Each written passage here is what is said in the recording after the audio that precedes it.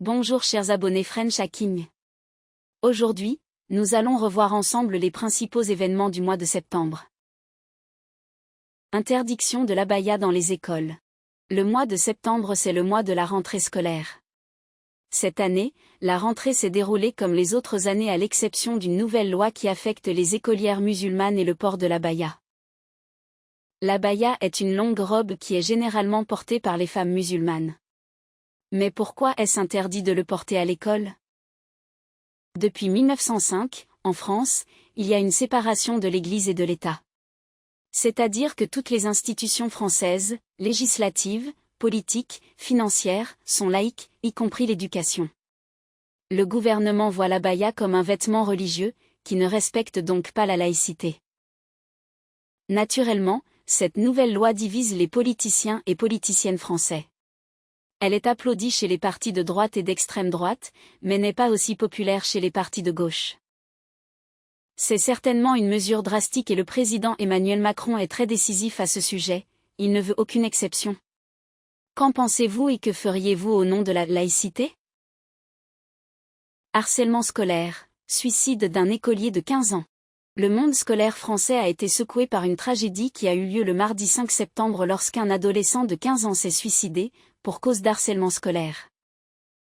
Après avoir été victime d'harcèlement durant l'année scolaire dernière, Nicolas a changé d'école pour cette nouvelle année. Malheureusement, ayant subi des injures répétées depuis fin 2022, ce n'était pas suffisant. Le harcèlement scolaire n'est pas un problème nouveau, et malheureusement ce jeune adolescent n'est pas le premier écolier français à se suicider. Il prouve, une fois de plus, que des mesures concrètes sont nécessaires dans les écoles. Beaucoup considèrent qu'il n'y a pas de mesures suffisantes pour protéger les enfants et que les professionnels ne sont pas assez réactifs.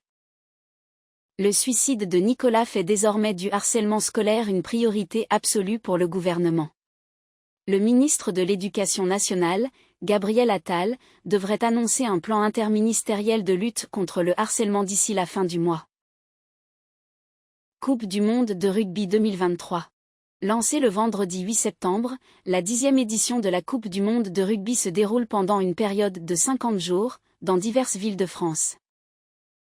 Du 8 septembre au 28 octobre, les enthousiastes du rugby seront gâtés par 48 matchs entre 20 équipes qui auront lieu dans 10 villes françaises. Selon les organisateurs, ce sera la célébration idéale de la fraternité. La Coupe a commencé par un match d'ouverture de la France contre la Nouvelle-Zélande au Stade de France, duquel les Bleus sont sortis victorieux avec un score de 27-13. Les villes qui ont été choisies pour accueillir les matchs sont Paris, pour les plus grands 10 matchs, Toulouse et Marseille, avec 6 matchs chacune, Lille et Lyon, 5 matchs chacune, et Bordeaux, Nantes, Saint-Étienne et Nice qui en accueilleront chacune 4. Jusqu'où ira la France? Suivez la Coupe pour le découvrir.